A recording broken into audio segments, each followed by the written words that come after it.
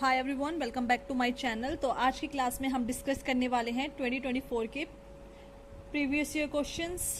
So let's get started. अभी 2024 का मैं फर्स्ट पार्ट अपलोड कर चुकी हूँ, ये पार्ट 2 है।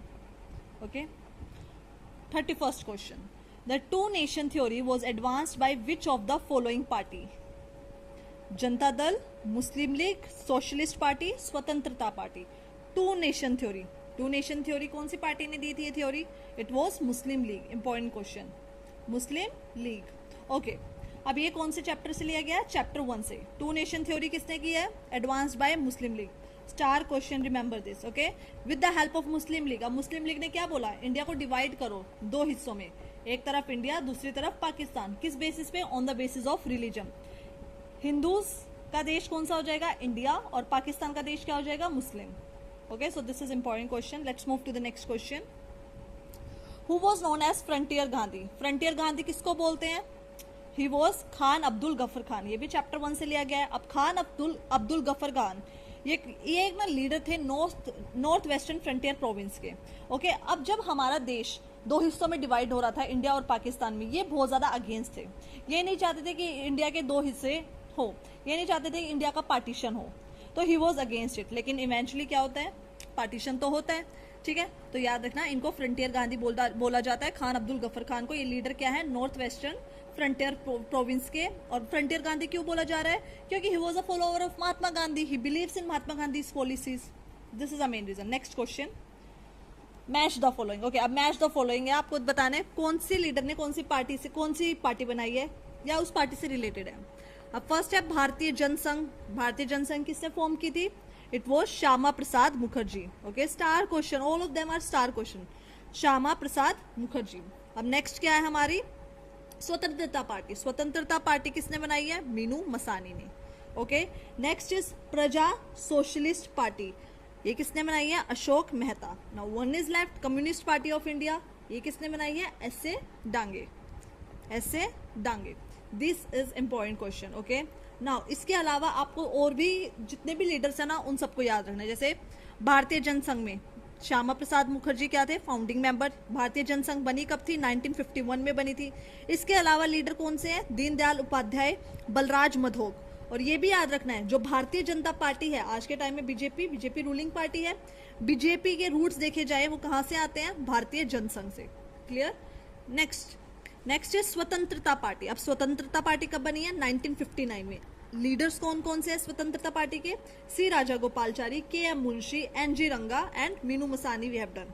Okay, next party is Communist Party of India, CPI. अब सीपीआई में कौन से लीडर्स हैं? A K Gopalan, S A Dange, A M S Namboodiripad, P C Joshi, Ajay Ghosh, सब इंपॉर्टेंट लीडर्स हैं।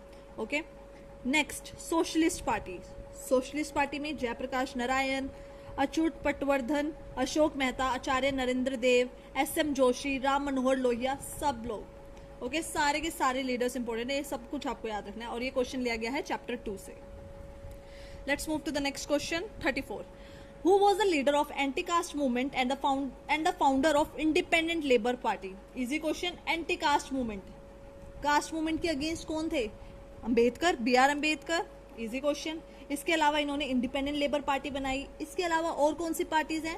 Schedule caste federation, Republican party of India. और ये क्या थे? मेंबर ऑफ एग्जीक्यूटिव काउंसिल भी थे। Member of viceroy executive council. कब? During World War 2। World War 2 कब एंड हुआ था? 1945। ये भी याद रखना। ओके, और 1956 में बी आर अम्बेडकर ने कौन से रिलीजन को अडॉप्ट किया था? It was Buddhism. Important question. Okay, all of them are important. ये क्वेश्चन लिया गया है चैप्टर 2 से। Next question, Who among the following was known as milkman of India? Okay, milkman of India किसको बोला गया है? It was Varghese Cyrene. Okay, Varghese Cyrene is known as milkman of India. इन्होंने हमारे देश में क्या लाए थे? ये white revolution. Star question, chapter 3। Next, the second 5-year plan stressed on heavy industries. Yes, first 5-year plan stress on agriculture. Yes. Now second 5-year plan, अब second 5-year plan में जो हमारे लीडर्स थे उन्होंने क्या बोला? हम इंडस्ट्रियलाइजेशन पे भी फोकस करेंगे। ओके, अब जो बल्क ऑफ इंडस्ट्री थी जैसे electricity, railway, steel could be developed by the private sector. This statement is wrong. No. So first statement, इसमें आपको बताना है कौन सी स्टेटमेंट राइट है, कौन सी इनकरेक्ट है। इधर बहुत सारे 4 ऑप्शंस होते हैं, statement 1 and 2 are true, statement 1 and 2 are false, 1 is correct, 2 is incorrect, 2 is correct, 1 is incorrect, this way. Okay, तो कौन सा ऑप्शन करेक्ट हो जाएगा? 1 is true but statement 2 is incorrect. Why this is incorrect? Yes, first second 5 year plan किससे related है? Industrialisation से related है. लेकिन सेकंड 5 ईयर प्लान में जो ये रेलवेज, इलेक्ट्रिसिटी, ये जो स्टील, ये सब जो हैवी इंडस्ट्रीज हैं, इन पे कौन फोकस करेगा? पब्लिक सेक्टर का फोकस रहेगा. यहाँ इसका मतलब है गवर्नमेंट का ज्यादा इंपॉर्टेंट रोल रहेगा. ठीक है, तो ये याद रखना. यहाँ पर क्या आना चाहिए था? Public sector. Okay okay. इसके अलावा जो सेकेंड 5 ईयर प्लान है किसने डेवलप किया था? Under the leadership of PC Mahalanobis. ये भी स्टार क्वेश्चन है. ओके, सो ये डायरेक्ट आपकी चैप्टर 3 से लिया गया है. ये पूरी स्टेटमेंट चैप्टर 3 से उठाई गई है. ये रही, electricity, railway, steel, machineries and communication could be developed by the public sector and not private sector. Okay, और इंडस्ट्रियलाइजेशन एक टर्निंग पॉइंट था इंडिया की डेवलपमेंट के लिए. Important question. Next question. The second 5 year plan was drafted under the leadership of, same question, it was PC Mahalanobis. Okay, PC Mahalanobis. He focused on heavy industries. Next question, chapter 3. Next question, 38. Which of the following treaty was rejected by India as discriminatory as it prevented only non-nuclear countries from acquiring nuclear weapons? ऐसी कौन सी treaty थी जो India बोलते हैं कि ये discriminatory है? It was NPT, Nuclear Non-Proliferation Treaty. तो ये याद रखना. Okay, NPT, Nuclear Non-Proliferation Treaty. Okay, ये कब साइन हुई थी? 1968 में. और इंडिया ने इसको सिग्नेचर नहीं किया था. इंडिया क्या बोलता है? This is a discriminatory treaty.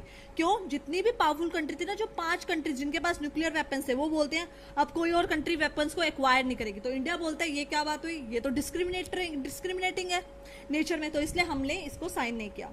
तो ये इंपॉर्टेंट है. और इसके अलावा हमने क्या किया था?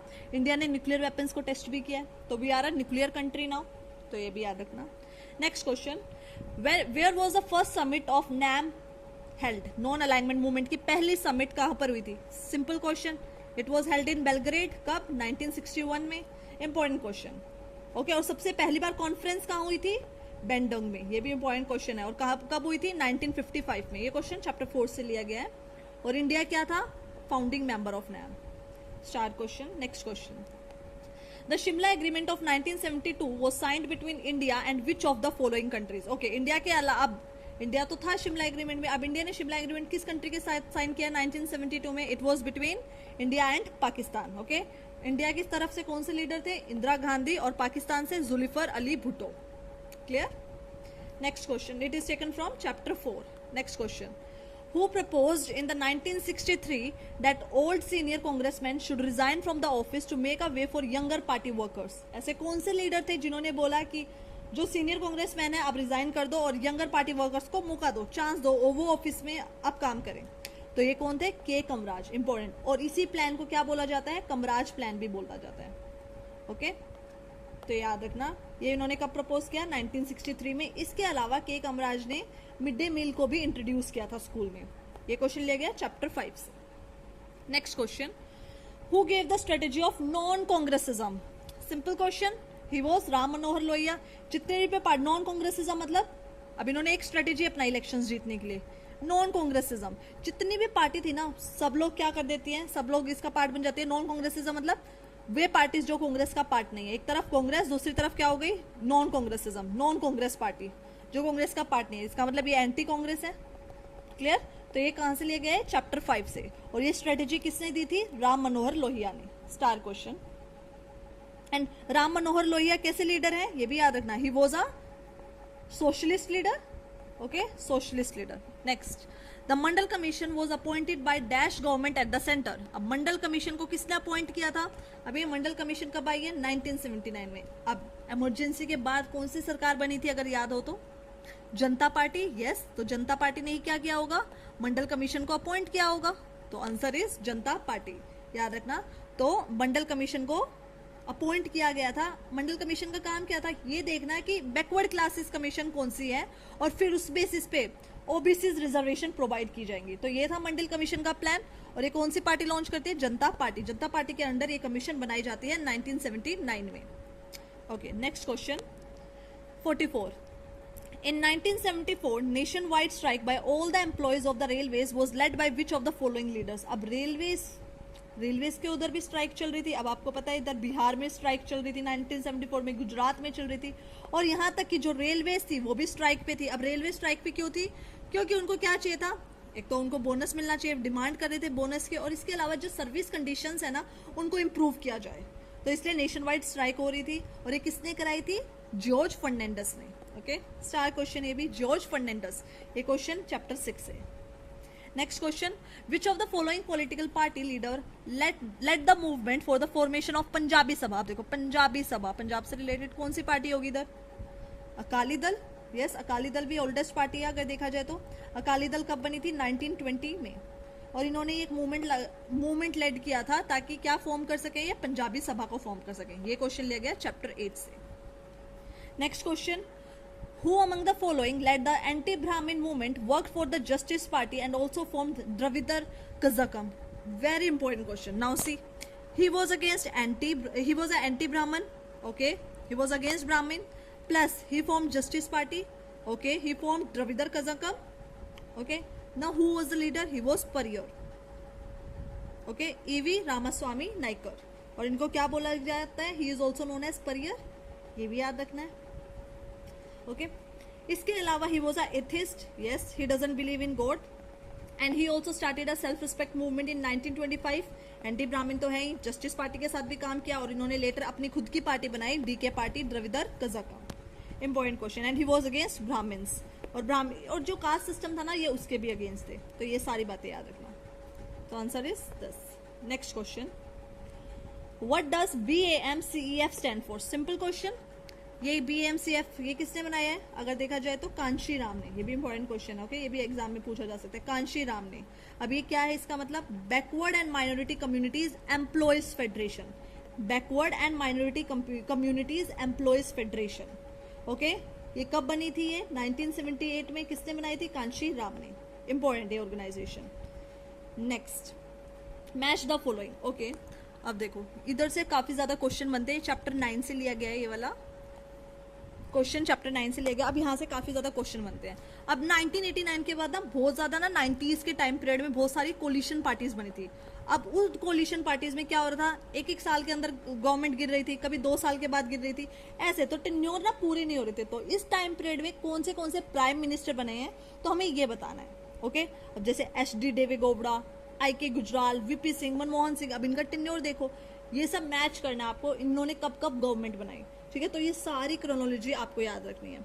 अब HD देवेगौड़ा कब बने? ये जून 1996 से अप्रैल 1997. तो क्या हो जाएगा? HD देवेगौड़ा 1 का 2, एक का 2 ऑप्शन का है, एक ही में है, ये तो एक में ही करेक्ट हो गया. ठीक है, लेकिन आपको ये सारे क्रोनोलॉजिकली अरेंज याद रखने हैं. ओके, सबसे पहले कौन आए हैं? VP सिंह. इसके बाद कौन आए हैं? चंद्रशेखर के बाद PV नरसिम्हा राव, फिर अटल बिहारी वाजपेयी. ओके, अब 1996 अब देख रहे हो ना सरकार कैसे गिर रही है. 1989 से 90 एक साल के अंदर VP सिंह, फिर 1990 से 91 चंद्रशेखर एक साल के अंदर. अब लेकिन इधर टेन्योर पूरा अच्छा चला है. 91 से 1996 ये PV नरसिम्हा राव ने अपना टेन्योर कंप्लीट किया यहाँ पर. लेकिन अब फिर से देखो, फिर से वही प्रॉब्लम आ गई पार्टी गिरने की. पार्टी गिर रही है यहाँ पर 1996 से, मई 1996 से जून 1996. ये तो महीनों तक बस अटल बिहारी वाजपेयी ने. तो इंपॉर्टेंट है ये भी. कितने इंपॉर्टेंट क्वेश्चन है. अब जून 1996 से अप्रैल 97, 1 ईयर. ओके, सो HD देवेगौड़ा. फिर उसके बाद कौन आता है? IK गुजराल, ये भी 1 ईयर. तो आप देख रहे हो ना कैसे कोलिशन पार्टी में क्या हो रहा है, पार्टियां गिर रही है. कितना एक साल में टेन्योर ही कंप्लीट नहीं कर पा रही. बीच में बस PV नरसिम्हा राव ने इधर कंप्लीट किया टेन्योर.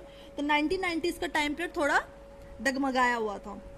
अब नेक्स्ट 1998 से 1999 फिर से कौन आते हैं? अटल बिहारी वाजपेयी. फिर और 1999 से 2004 अटल बिहारी वाजपेयी. ओके, एक बार सरकार गिर गई, वापस से ही किनकी सरकार बन रही है? बीजेपी पार्टी आ रही है, अटल बिहारी वाजपेयी आ रही है. लेकिन अब 2004 से अब क्या होगा?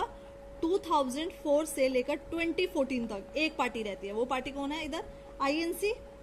अब इनका एक अलायंस होता है, अपने अलायंस के साथ रहती है UPA. ये भी याद रखना. INC इंडियन नेशनल कांग्रेस का अलायंस क्या है? UPA, United progressive alliance. और बीजेपी का अलायंस क्या है? NDA, national democratic alliance. अब 2004 से 2014 तक कौन सी पार्टी है? कांग्रेस। अब 2014 के बाद और आज के प्रेजेंट टाइम 2024 तक कौन सी पार्टी थी? बीजेपी। तो ये सब आपको याद रखना है। ये क्वेश्चन कहाँ से लिया गया है? चैप्टर 9 से। Clear? Let's move to the next question. Who was the founder of Bahujan Samaj party? अब बहुजन समाज पार्टी BSP को किसने फाउंड किया है? सिंपल क्वेश्चन, कांशीराम ने। कब फाउंड किया है ये भी याद रखना, 1984 में। इसके अलावा BMCF को कब फाउंड किया था? 1978 में। ये सारे क्वेश्चन याद रखने हैं। कहाँ से ले गया? चैप्टर 9 से। Okay, now let's move to the next question. The model of transition in Russia, Central Asia and East Europe that was influenced by World Bank and IMF came to be known as current therapy, shock therapy, physical therapy, glass notes. इनमें से correct option क्या है? Option से ही कितना easy हो गया ये question, shock therapy. Yes, तो ये कहाँ से ले गए? चैप्टर 2 से। The model of transition in Russia, central Asia, east Europe that was influenced by the world bank and IMF came to be known as shock therapy. बिल्कुल direct exam NCERT से।